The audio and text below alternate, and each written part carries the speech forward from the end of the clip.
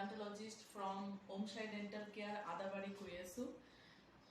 Today, আজি মই regarding cavities কম ঠিক আছে तार आगत मैं याद दिखाइसु कि दांत का जो एनाटॉमी जो स्ट्रक्चर्स वो पहले थोड़ा सा जान लेते हैं हम लोग। ठीक है, तो बेसिकली कोई भी दांत का बेसिक 3 लेयर होता है।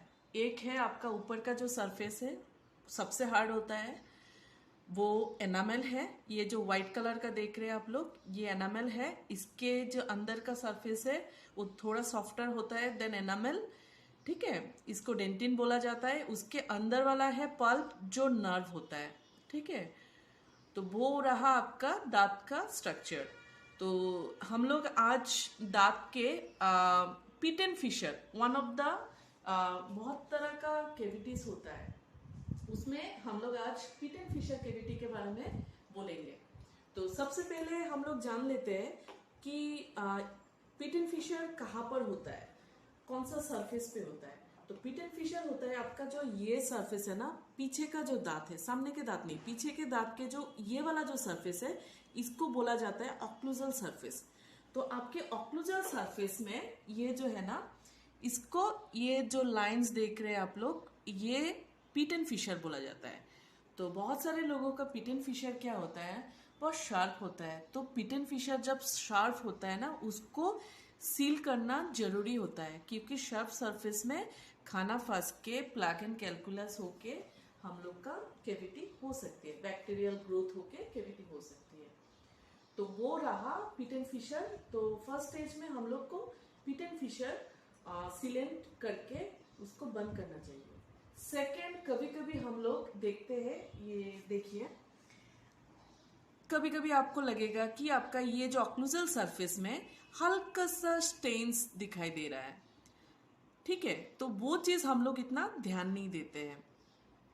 तो ध्यान नहीं देते हैं क्योंकि हम लोगों को कोई दिक्कत नहीं होता है, सेंसिटिविटी भी नहीं होती है, खाना भी नहीं फंसते उतना, तो हम लोग क्यों इसमें इतना ध्यान दें। लेकिन वही है इनिशियल स्टेज का कैविटी। तो इनिशियल स्टेज में अगर वो कैविटी हम लोग ठीक कर लेते हैं, फिलिंग करके लेते हैं, तो हम लोग इसको फर्दर ग्रोथ होने में इसको प्रिवेंट कर सकते हैं, सो दैट हम लोगों का ये पर्टिकुलर दांत फर्दर ग्रोथ होने में बंद होगा और हम लोग का ये दांत रूट कैनल पे नहीं जाएगा। जैसे ये वाला देखिए, पहले आपको ऐसा दिखाई देगा, इसके बहुत दिन के बाद आपको धीरे धीरे लगेगा कि थोड़ा थोड़ा खाना फंस रहा है, ध्यान देने से लगेगा कि ये कालापन बड़ा हुआ है। ठीक है, वो थोड़ा सा मीन्स ये जो अर्ली स्टेज, बहुत हल्का सा कैविटी है। हमने जो पहले बोला था आपका ये एनामेल, डेंटिन एंड पल्प। तो अर्ली स्टेज में आपका मैं ये वाला जो फोटो इंटरनेट से डाउनलोड किया है डाउनलोड भी नहीं किया है, वो इंटरनेट पे डायरेक्टली दिखा रहे हैं। तो इसमें देखिए, ये वाला जो है ना, ये अर्ली स्टेज में कैविटी है। तो इसको अभी अगर इसी स्टेज में हम लोग बंद करवा देते हैं तो वो दांत फिलहाल बच गया है।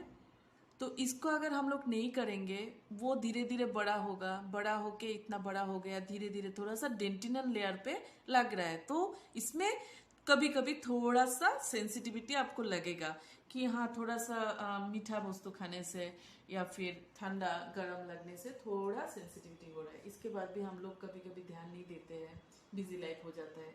इसके बाद वो कैविटी अपना बड़ा करके पल्प में चला जाता है और आपको सेंसिटिविटी बहुत बढ़ जाता है, कभी कभी केस में पेन शुरू हो जाता है। इसके बाद भी हम लोग ध्यान नहीं देते हैं, पेन किलर कुछ कुछ ले लेते हैं, देन वो इन्फेक्शन हो जाता है।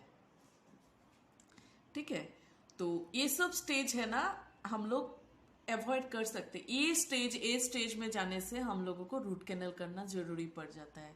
तो रूट कैनल को हम लोग प्रिवेंट कर सकते हैं अगर पहले से हम लोग देखते हैं, खुद से देख लेना है, ब्रश करके हम लोग एक बार चेक कर लेंगे। जितना आईना पे हम लोग देख पाते हैं कि हाँ, यहाँ थोड़ा सा ब्लैकिश लग रहा है, स्टेन्स लग रहा है, जो धीरे धीरे बढ़ रहा है, तो डायग्नोसिस हो जाना चाहिए कि अगर वो स्टेन्स ही है